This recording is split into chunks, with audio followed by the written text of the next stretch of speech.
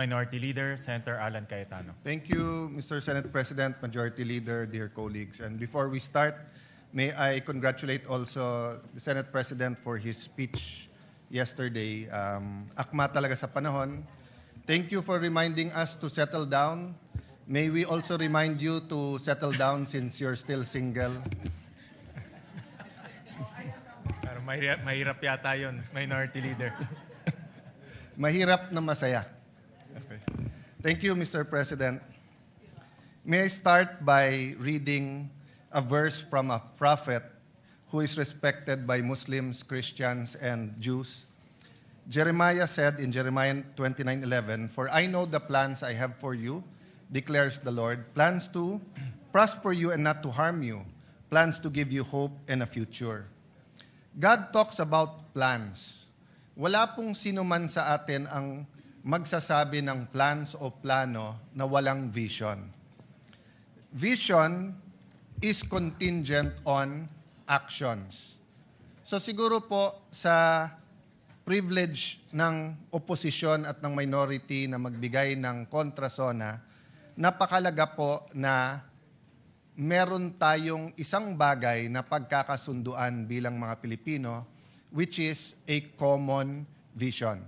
But in Jeremiah 29:11, when God says He will give us hope and a future, the plans comes from Him. But if we choose our own plans, or if we choose the plans of the devil, the reverse will happen. We will not have hope, we will not have a future, and instead of prosperity, we will have harm. Many times, in the 1980s, I asked my dad about politics, about government, governance.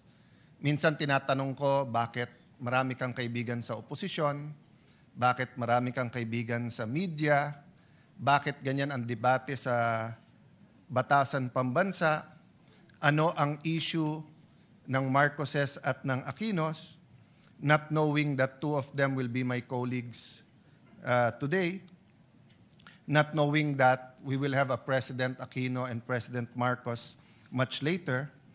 But there was always a common thread in the answer of my father when I would ask him questions. He would say, para sa inyo to, para sa mga kabataan to, kayo pag-asa, para sa next generation ito.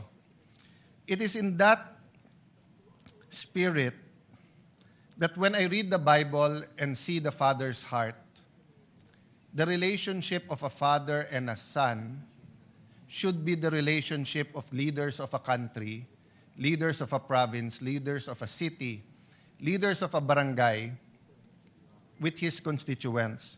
So payagan niyo ako, Mr. President, na ipagpatuloy itong conversation na to na tawagin nating kontrasona sa pamamagitan ng pagtatanong ng isang anak sa isang ama at pagsasagot ng isang ama sa kanyang anak. So syempre po ang unang tanong ng bata o ng anak, Tay, Tatay, Dad, ano po ba ang state of the nation? Syempre po, sasagutin natin siya, Anak, ang state of the nation ay isang paglalahad ng estado o kalagayan ng ating bansa.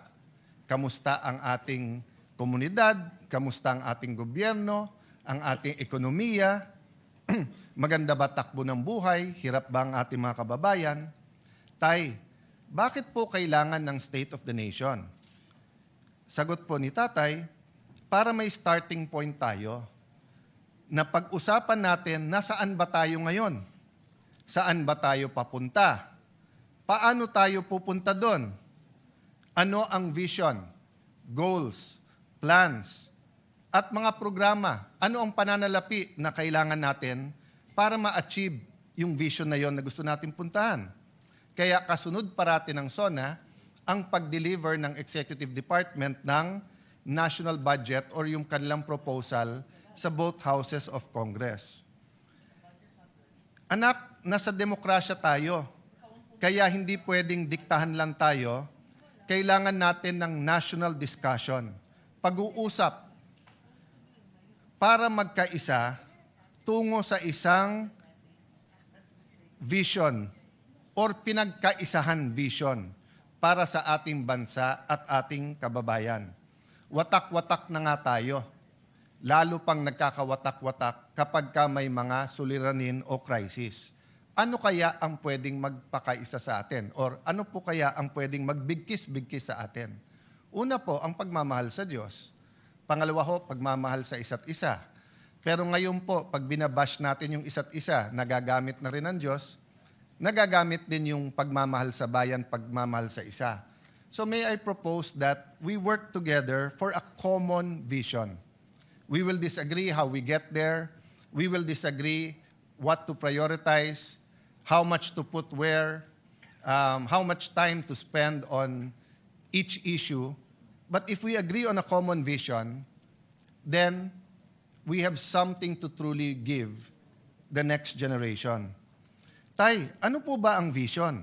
Ano po ba ang goals? Ano po ba ang plans?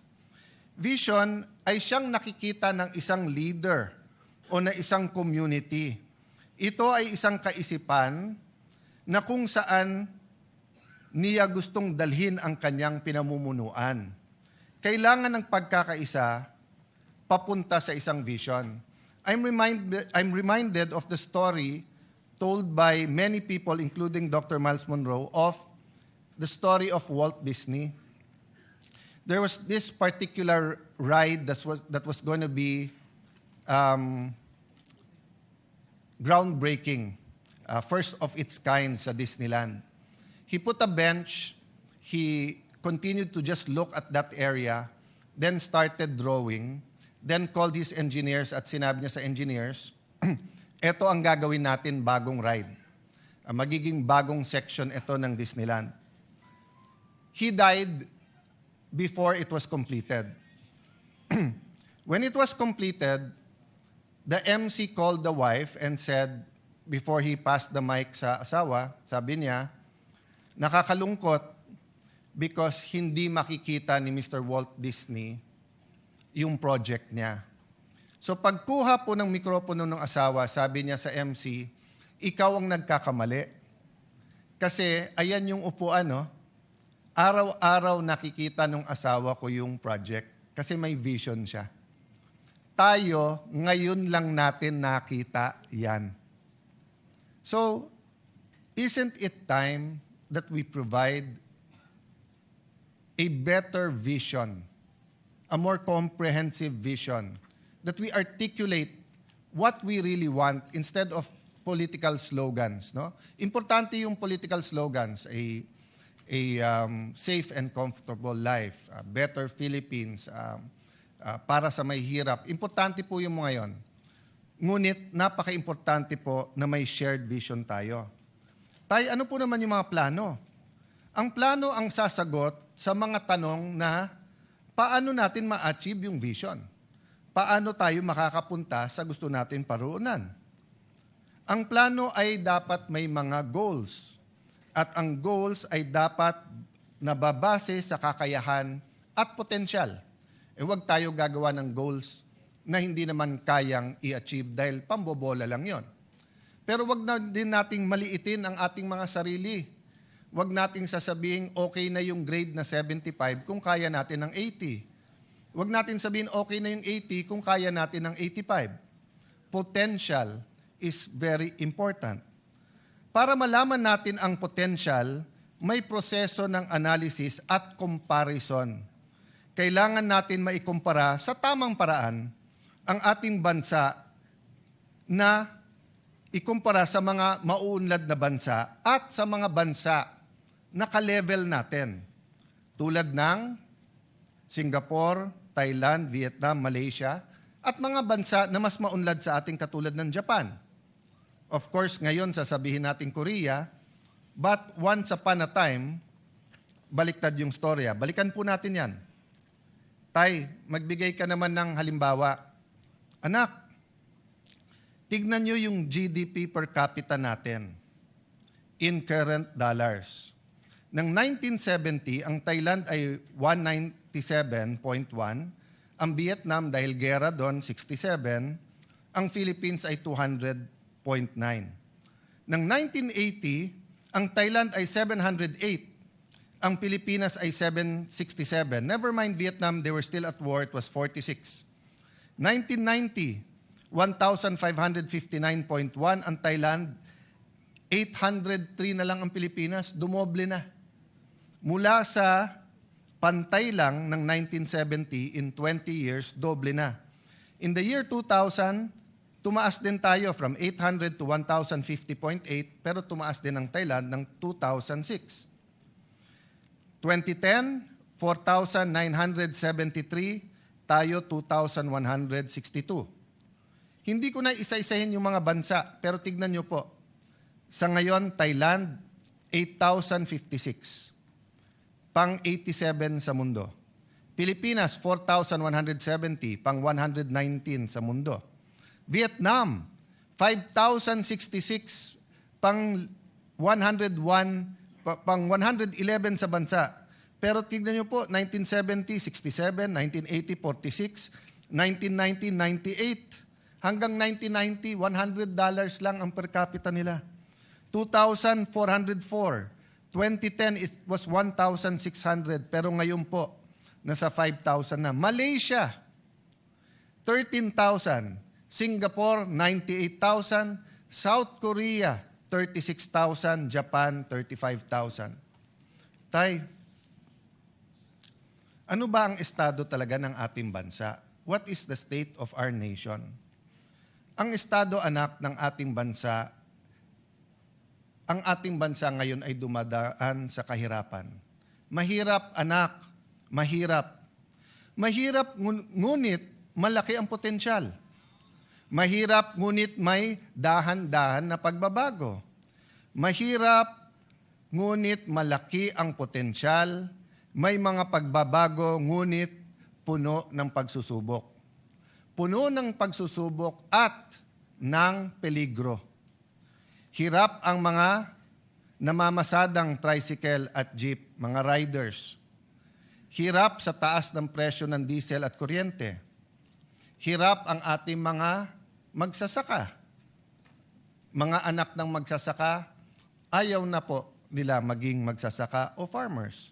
Hirap po ang mga estudyante, marami rin pong tumitigil sa pag-aaral. Hirap po ang ating mga OFWs kasi tumaas man ang presyo ng dolyar, labis din tumataas ang presyo ng bilihin at ng kuryente sa ating bansa. Tay, malaki din ba ang potensyal ng ating bansa?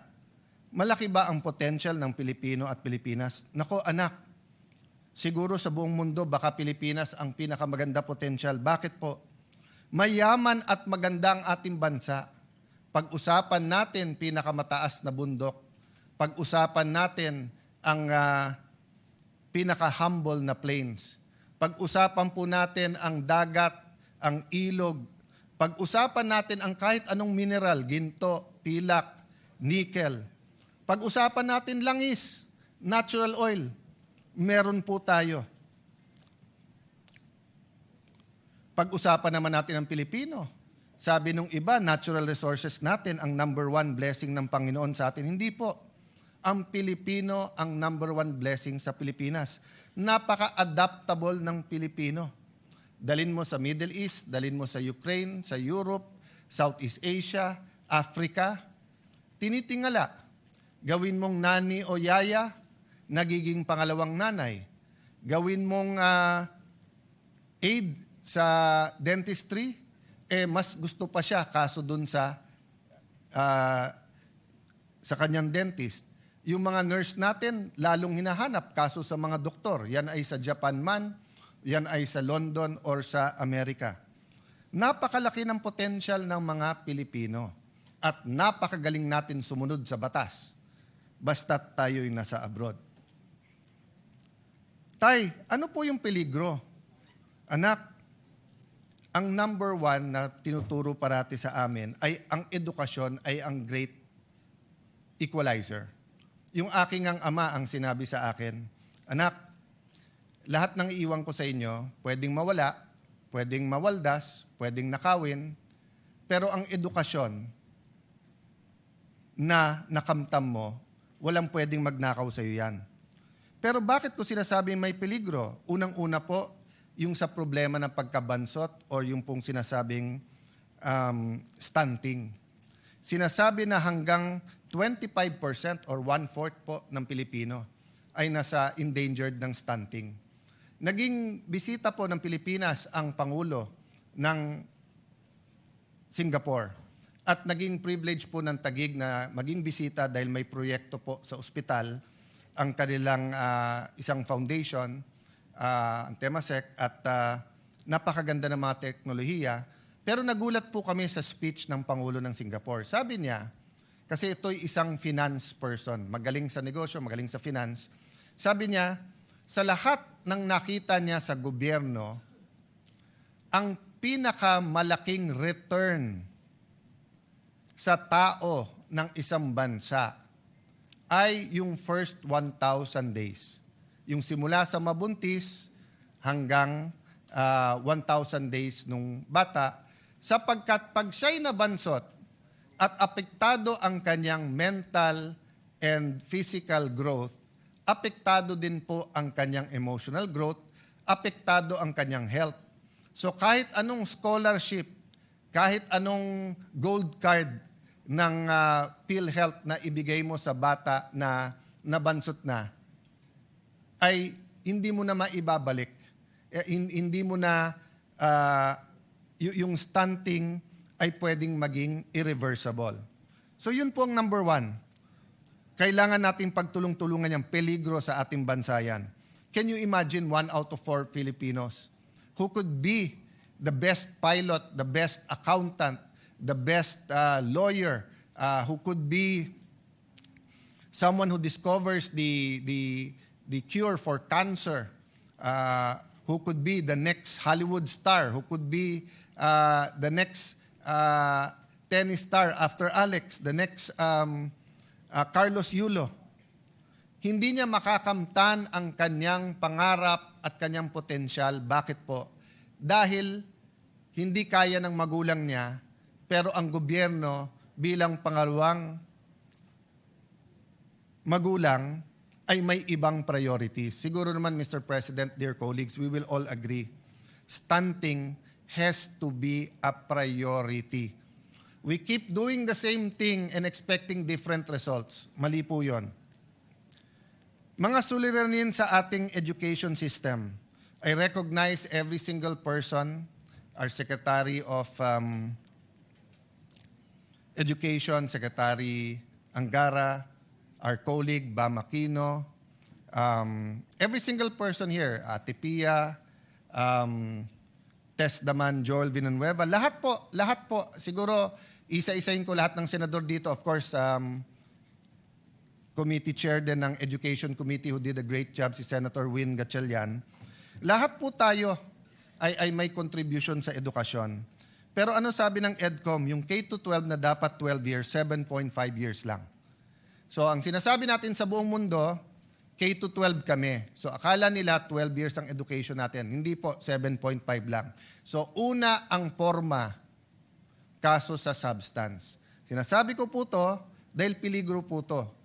Kahit anong pagbabago ng curriculum, kahit anong dagdag ng mga gadgets, kahit anong modern equipment, kahit anong taas ng sweldo ng ating mga teachers, kung punong-puno ang classroom at half day, at 7.5 years lang sila, para tayong K-8, kulang pa, bitin pa ng 0.5. Total outstanding debt out of now is 12.79 trillion at the end of 2022. The debt increased by 45% to 18.55 trillion as of the end of 2026. Bakit po ito peligro? Yes, numbers lang po yung utang at depende din po ang utang sa ratio niya sa GDP. Pero ang problema po, dahil sunod-sunod ang problema at mga problema, whether it's man-made or outside our control, since the pandemic in 2020 till now, nasa lugar na tayo kung saan hindi tayo basta't makautang. So yung ibang bansa, nung dumating yung Israeli, Iranian, US conflict, nakautang, nakagawa ng mga programa. Tayo, dahil nga sa laki ng utang, yung fiscal space kung pag-usapan, ay problematic na.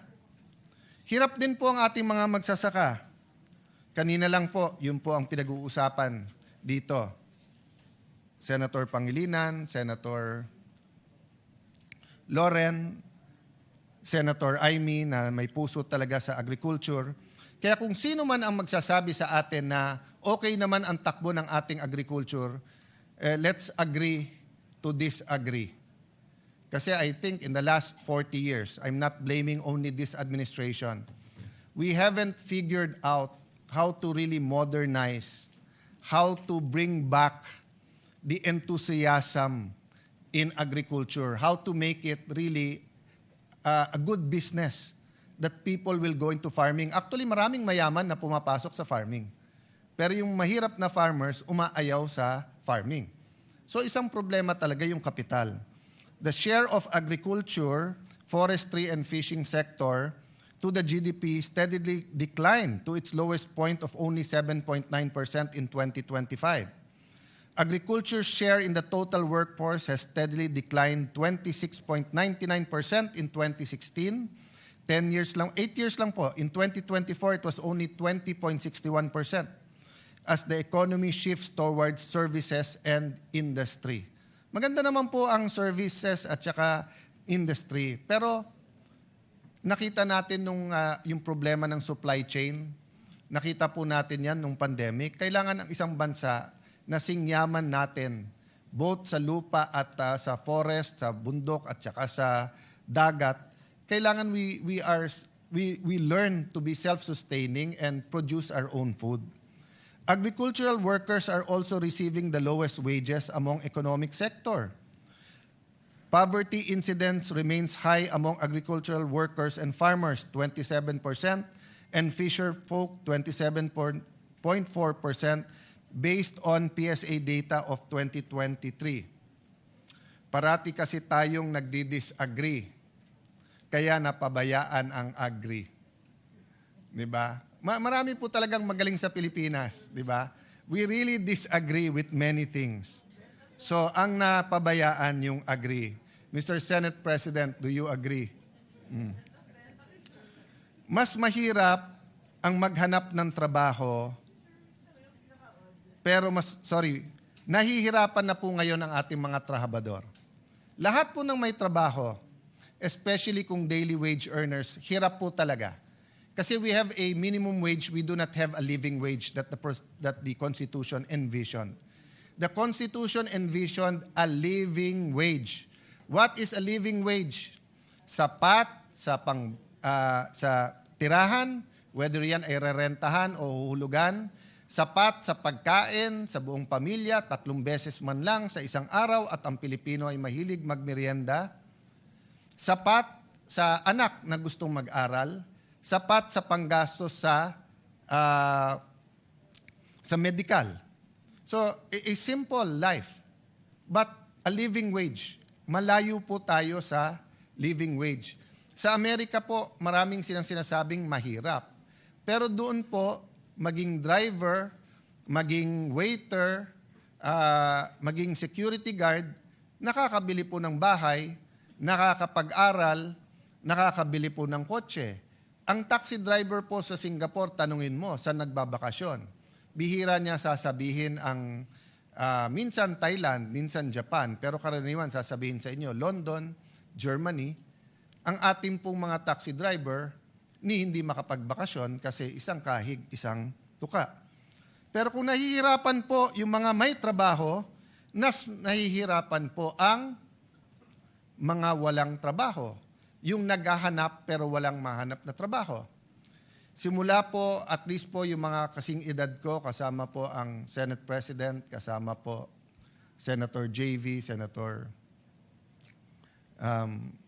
Migs, Senator Cheese, si Senator Padilla ata, sing edad ko rin.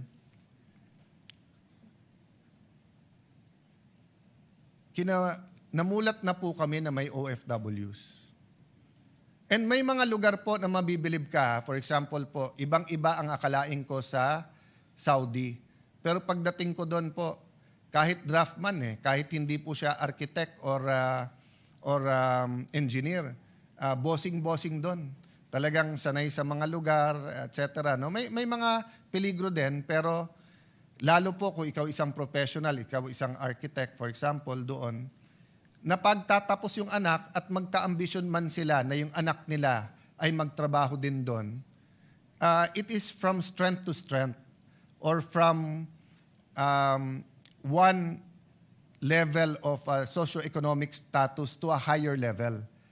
Hindi katulad po, for example, ng iba nating mga nani sa Hong Kong na ang kinikita ay katumbas po ng 18 to 25,000 pesos.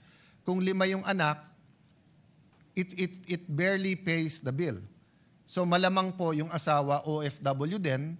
So malamang po yung anak kay tita or kay tito or kay lolo o kay lola tumitira at lumalaki. At ang problema, dahil nga sa poverty, hindi rin po nakakatapos yung iba.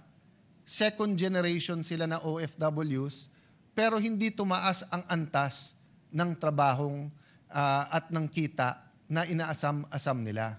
So ang tanong ko, Mr. President, going back to vision, can we not have a vision, whether it's 5 years, 10 years, 20 years, where a Philippine president can say, at this year, there will not be any more, let's say it's 2026.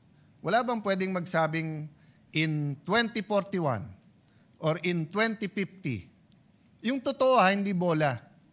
O in 10 years, wala nang Pilipino na OFW na napilitan lang mag-OFW dahil walang trabahong maganda sa Pilipinas.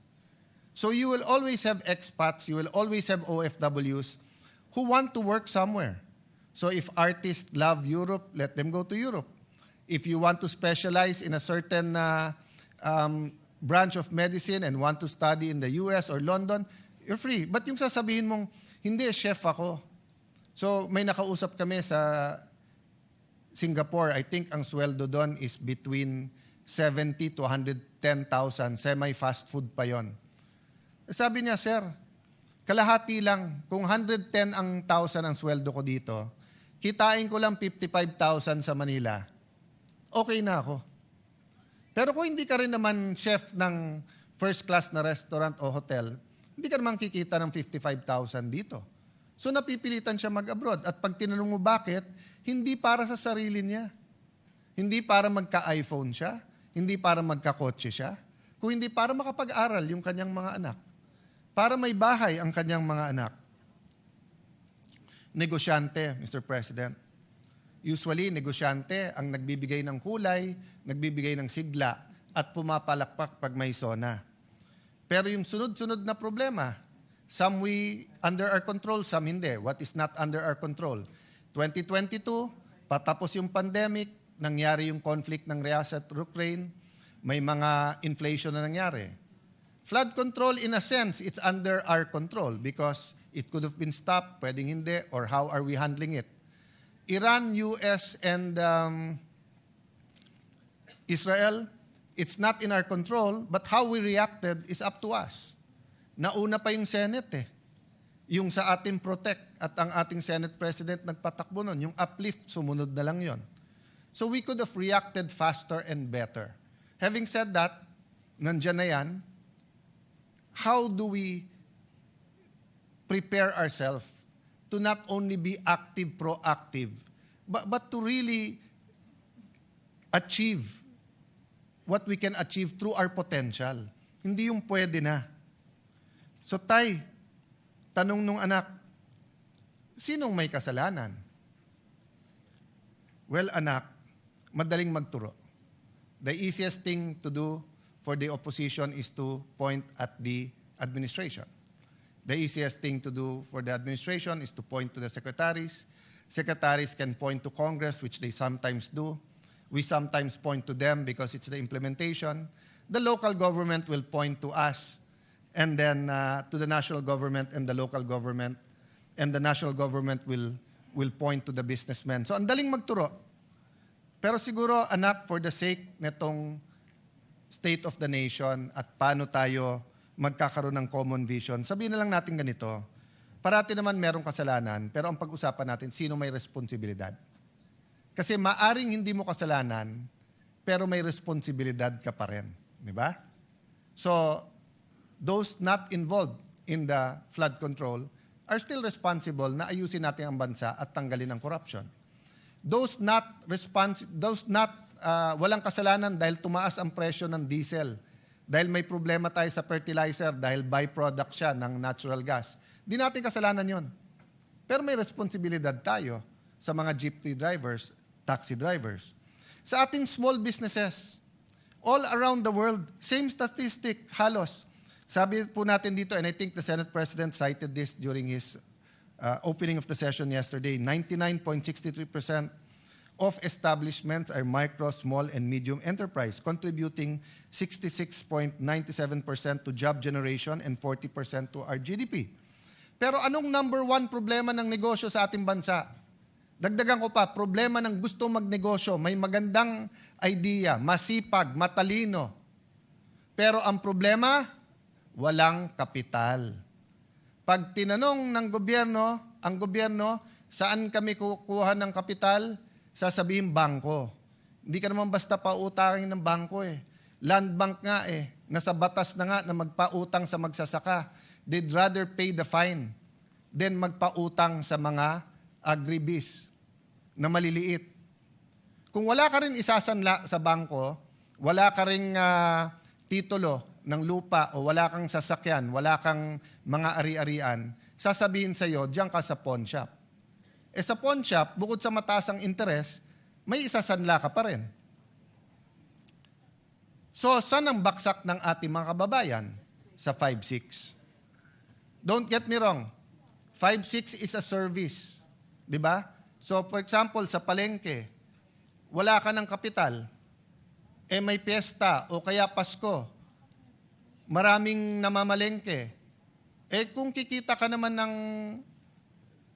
more than 20% in 1 month, let's say 25-30% tubo mo o kaya 10% per week, so 40% a month, kapit ka na sa patalim sa 5-6. Kasi yung 5,000 mo, babayaran mo ng 200 a day, 6,000, may get 20%. Pero napakataas pa rin nun. Ang yumayaman sa Pilipinas, yung nagpapautang ng 5-6, hindi po yung umuutang. So pagdating po sa gobyerno, sabihin, ilan administrasyon na, sir, bakit hindi natin magaya yung 5-6? Bakit hindi tayo magkaroon ng programa? Ano to ha? The estimates are 20 billion, 50 billion, 200 billion. It's big business. Ano sagot ng gobyerno? 5-6? May pamalit ba tayo doon? Ang sagot ng gobyerno, 6-7. 6-7 lang. O, i-google nyo yung 6-7, walang ibig sabihin. So, balik ka na naman sa 5-6.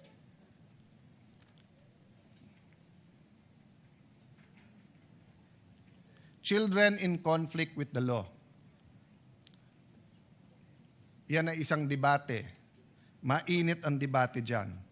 Pero hindi ba mga kababayan, mga kapwa magulang, kung itong tatay na to ay sinasagot po ang tanong ng anak?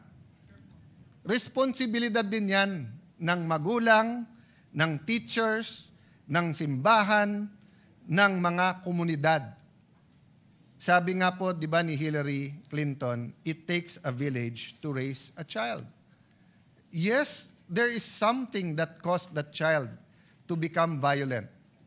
Whether siya may mental disease or problem, whether siya na-depressed, whether siya ginamit ng mga kriminal, the point is, Mr. President, there is a blame, but there's also a responsibility. Pag ang isang lugar, whether sa US yan, whether sa Latin America, whether yan po ay sa Africa, whether sa Tondo, whether it's in any rough neighborhood, at sasabihin marami ng gangs yan, it is our joint responsibility. In the end, there is a specific blame, and there is a general responsibility. Habang usapan natin yan, mahabang usapan yan, Mr. President, but eventually, we do have to discuss it sincerely and very deeply. Tay, bakit mahirap ang ating estado? Ano ba ang pumipigil sa ating bansa? Well, may mga bagay nga na wala sa ating control, yung mga external. May mga bagay na nasa ating control. Pero may mga bagay din na ina-address natin directly, pero ang problema, kultura. For example, we have to address corruption. But we have to address the culture of corruption. Sasabihin natin, wag magnakaw sa flood control, pero ina-address ba natin ang pandaraya pag nangungopya sa exam? Ina-address ba natin yung simpleng pagsisinungaling sa araw-araw? Ina-address ba natin na sa bawat kailangan ng Pilipino, lisensya, business permit, real property tax, customs, ay may lagayan? So, the culture of corruption continues to lay hold. And as a Christian, I believe there's a spiritual aspect to that battle. There are spirits that control, di ba, that are principalities and authorities. Kaya sabi sa Bible, you have to bind, then you have to occupy. Hindi sapat na mawala yung iba't ibang scam. Kaya nga palaki ng palaki ang scam sa ating bansa. Policies ay nagpapahirap din sa atin. Nabanggit ko na kanina yung K-12. Mukhang tama si Senator Jinggoy Estrada. Tanggalin na natin ang 1 o 2 taon sa senior high kasi K-10 na 10 taon na nag-aaral ang bata na mas kumpleto ang gamit niya ay mas mabuti kaso sa K-12 pero 7.5 years lang ang pinapasok ng ating bata. Another example, ang bata ngayon karaniwan sa highly urbanized ay half day. Sabi niya, Tay, ang ganda naman ng tinuturo ng aming mga teachers. Magagaling naman ang aming mga teachers. Yung nasa mga religious schools, parochial school, Christian schools, yung mga nasa madrasa, Brother Robin, no? Sabi, maganda naman tinuturo sa amin eh. Maka-Diyos. Anong problema? Hindi po kung ano tinuturo nila, kung anong nakikita nila. Children learn by what they see, what they experience, not by what they are taught. So, Mr. President, that's a lesson. Mr. President, that's a lesson to us. It is a lesson to us, Mr. President, that in everything we do, the children are watching. And they learn from that. So whether it's the internet, television, whether it's news, whether it's cartoons, whether it's video games, all of this influence them. So what's the solution? Maging klaro kung ano tama at kung anong mali. Diba? Kahit mapanood nila, pero nakita nila, eto, naparusahan dahil mali, matututunan nila mali. Pero Mr. President, pag nakita nila yung mali, nagiging tama sa matatanda, I remember in the 1980s, yung kasama ko parate, he was in the Marines and they were asked during martial law to lecture about not having colonial mentality. Ano po ang ginawa nila? Nagtuturo na ang local is as good as imported. And then kumuha ng sigarilyo, at that time, dito pa pinapasok yung sigarilyo, kinuha Blue Seal. So, yung mga tinuturuan, hindi matuto. Mr. President, pumunta ka ng Hong Kong, Singapore. Sabi ni Senator Pia, pati sa Thailand. Napaka-liberal na nga sa Thailand dahil ang cannabis ay pwede, pero ang vape hindi. I think kay Senator Win Gatchalian, ang ating Senate President, without an S, sorry. Ang halimbawa, ang nagsabi na may nagpakita ng statistics, I think that was 2 years ago, 3 years ago, na despite being heavily regulated, hindi na-re-regulate.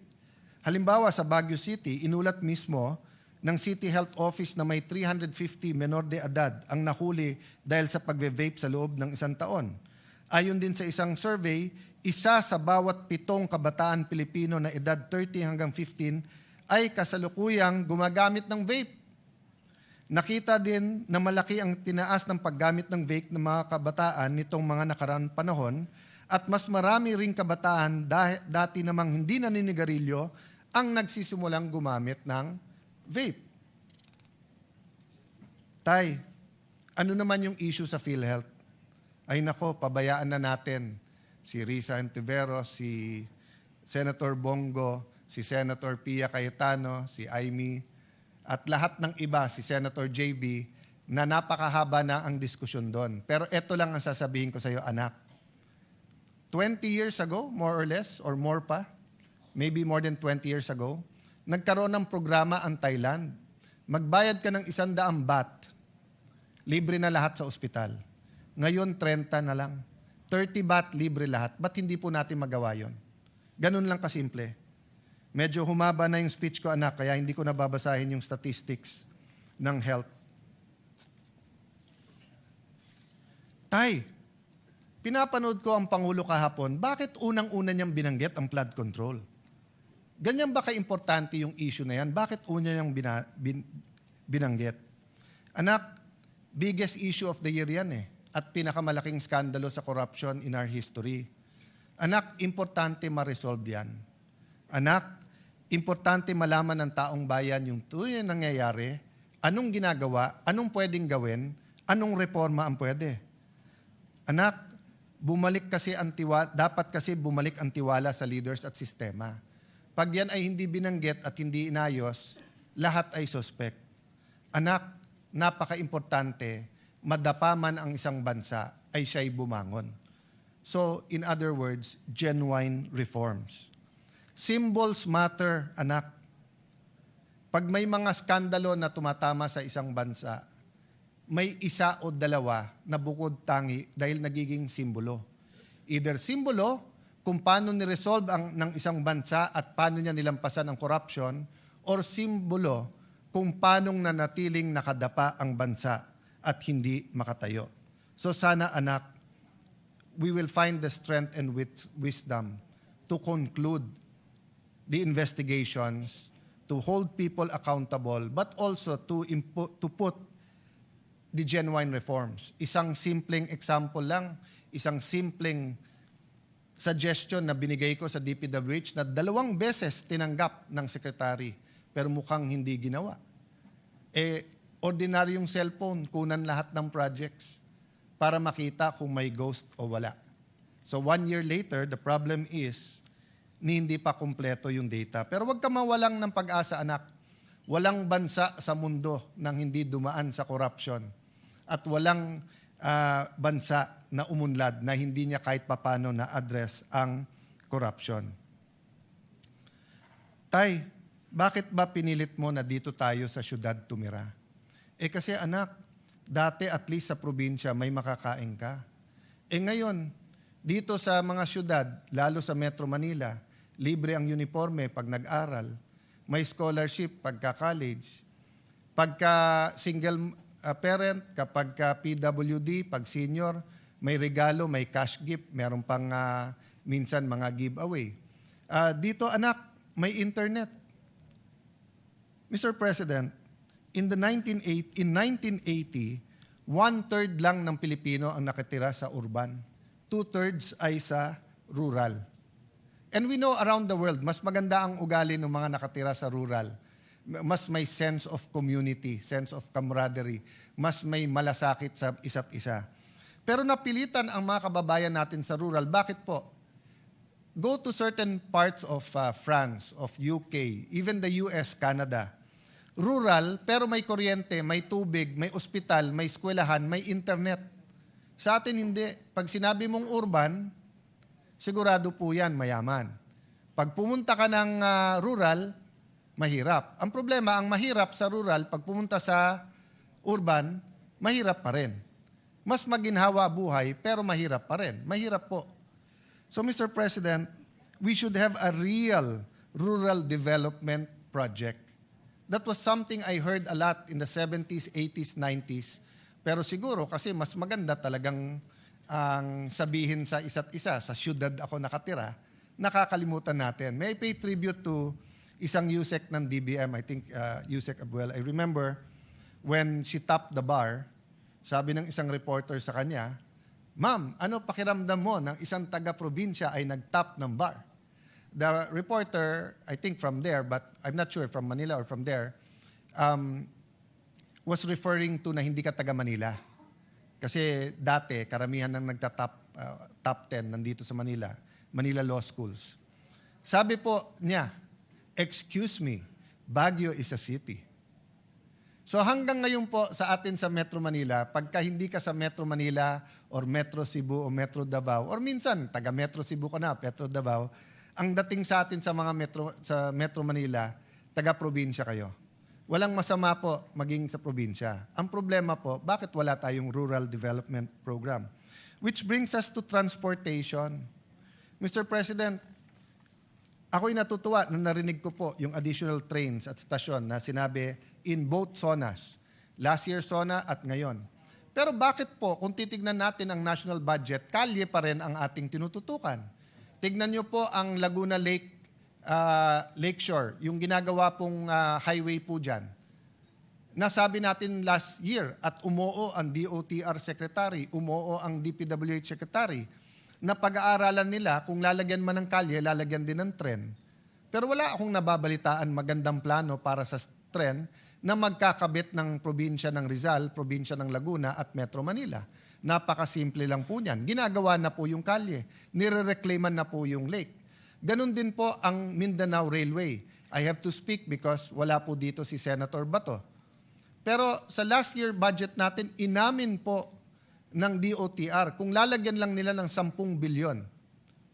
And I think Senator JV mentioned this 7 years, basta bago ako mag-DFA or after ko mag-DFA, binabanggit na to. So nagka-problema sa funding sa China. Pero yung phase 1 po ay pwedeng pondohan ng ating gobyerno. Bakit hindi? Huwag tayong pumayag na yung pagkakamali ng Metro Manila at ng ibang lugar sa Luzon ay maging pagkakamali ng Mindanao.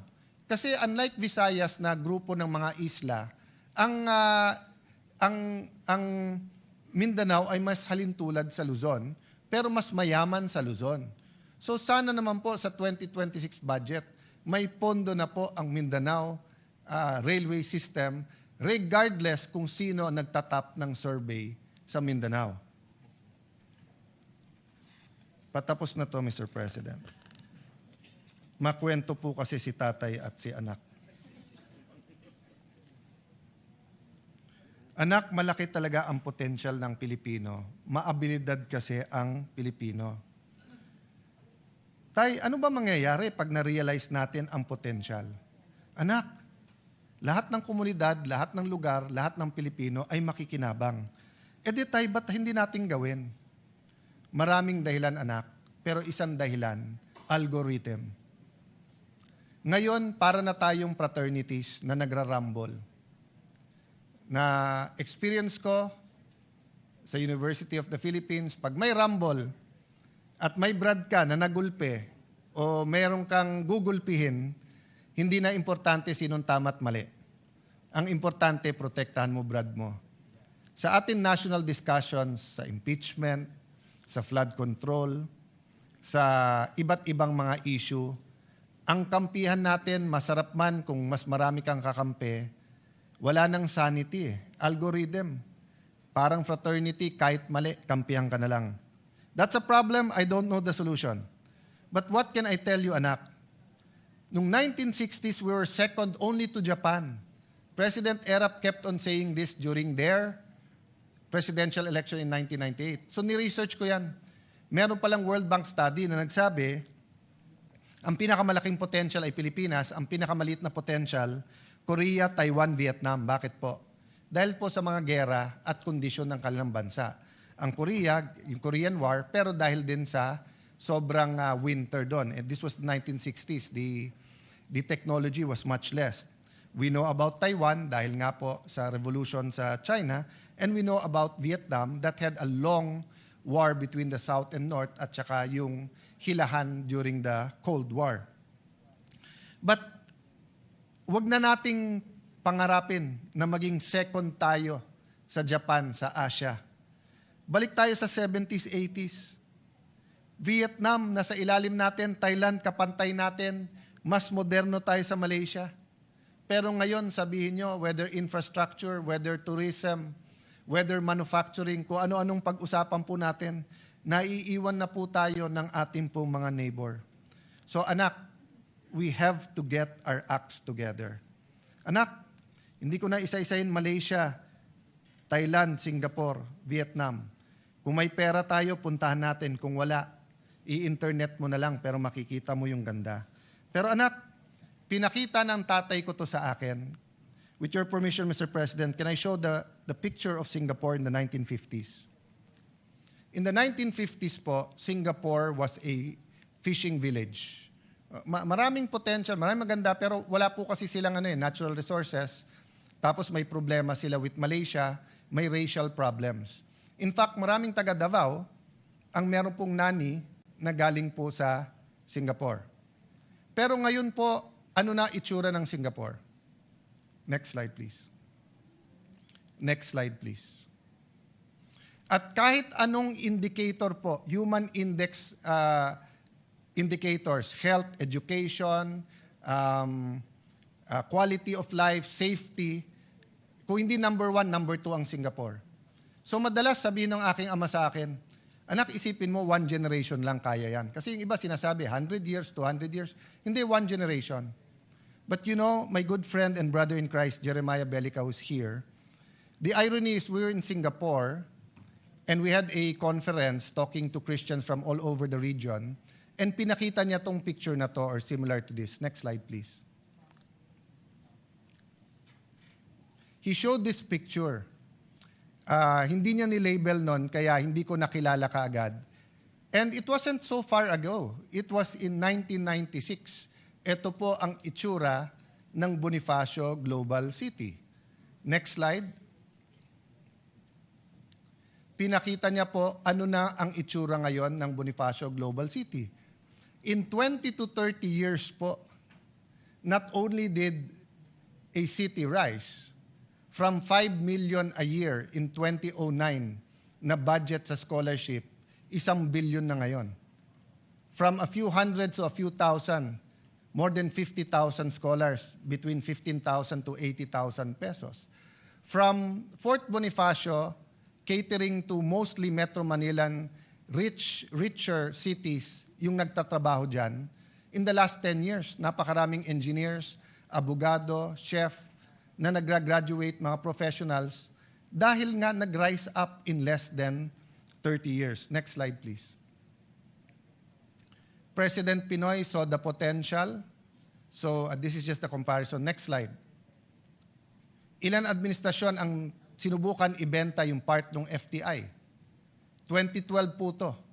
Ano na itsura ngayon ng Arca South? I was there last Sunday sa Landers. Dinala ko yung anak ni ate at mga pamangking ko. Next slide, please. It's turning out to be, quite a beautiful development. At yung traditional barangays ng Senate, ang Signal Village, Marlica Village, ang Upper Bikutan, Western Bikutan, napakaraming residente ang naglalakad na dyan. So, Mr. President, kaya po natin. I don't have time now and I don't have the pictures of how Cebu City, Mandaue, Davao City, Iloilo, Bacolod, your city, Mr. President, Valenzuela, Mandaluyong, Cagayan de Oro.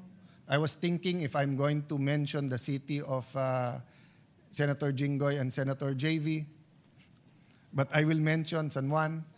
No? But my point is, Mr. President, may pag-asa eh. Di mo kailangan maghintay ng matagal. So nung bata ko, gusto ko na sabihin sa matatandang politiko, panay sabi nyo, para sa amin eh. Pero kayo lang yung mayaman eh. Di naman nagbabago. Kaya huwag tayong magalit sa mga bata ngayon if they're demanding that when we said this is for you, they want to see faster results. At kaya, Mr. President. So in that sense, let me close, Mr. President, by saying, let's take a second look in having a new local government code, giving more decentralization. Actually, I will push the envelope dahil nakatingin sa akin si Robin Padilla, na may kakampi siyang mabigat. Kakampi po niya si Dr. Jose Rizal, na nagsabing federalismo ang dapat sa Pilipinas. So, Mr. President, there are system changes that can help our country. But it won't happen kung may problema tayo sa demokrasya. Sabi ng Pangulo, I am president not only of my family. And it is worth yung palakpak na binigay sa kanya. But can we add the president is also not only the president of the administration, he is also president of the opposition. And respectfully, I believe that Senator Bato is fleeing unjustly because he cannot get justice. I believe Senator Jinggoy and Senator Marcoleta are political prisoners, and that if it wasn't weaponized, they will be able to at least go out on bail. So, Mr. President, these are things that we should talk about as a Senate. Beyond politics, beyond emotions. Sabihin nyo na mali ako, but should they be allowed to attend the impeachment? Sabihin nyo na mali ako, and they're not political prisoners, but are they getting the justice? Pantay-pantay ba ang hustisya o selective justice po tayo ngayon? Mr. President, I don't know if there's a slide, but if there is, please put it on. So, ang huling tanong nung anak, Tay, ang daling sabihin, common vision. Pero ano yung common vision na yan? Actually, nasa preamble ng ating Constitution. And allow me to read it. We, the sovereign Filipino people, imploring the aid of Almighty God, in order to build a just and humane society and establish a government that shall embody our ideals and aspiration, promote the common good, conserve and develop our patrimony, and secure to ourselves and our posterity the blessing of independence and democracy, under the rule of law and a regime of truth, justice, freedom, love, equality, and peace, do hereby ordain this Constitution. Anak, ito ang batas ng ating bansa. Pero may mas mataas na batas dito, ang batas ng Diyos. Anak, ang isang bansa na hindi niya kilala ang kanyang sarili, yung walang identity, walang mangyayari. So, Mr. President, let me put that forward. Whether as individuals, as a community, as a country, let me quote Dr. Miles Monroe, identity is important. Who am I? Second, what am I meant to do? A question of purpose. What is the purpose of the Philippine nation? And third, destiny. What am I meant to do? If we understand the preamble of the Constitution, we understand the law of God, we understand our destiny, purpose, and identity, we will be on our way. So let me close by telling our mga anak, manampalataya po tayo, anak. Let us believe, but let us act. Faith without action is dead. Sabi sa Jeremiah 29:11, for I know the plans I have for you, declares the Lord, plans to prosper you and not to harm you, plans to give you hope in a future. But it is followed by Jeremiah 29:12 and 13. Then you will call upon me and come to pray to me, and I will listen to you. You will seek me and find me, and you will seek me with all your heart. So that's my prayer today, Mr. President, that despite the toxic politics, despite our disagreements, let us all seek God and have faith that when we seek Him, we will find Him. And when we find Him, He will show us His plans, plans to prosper us and not to harm us, plans to give us hope in the future. Thank you, dear colleagues, for this opportunity.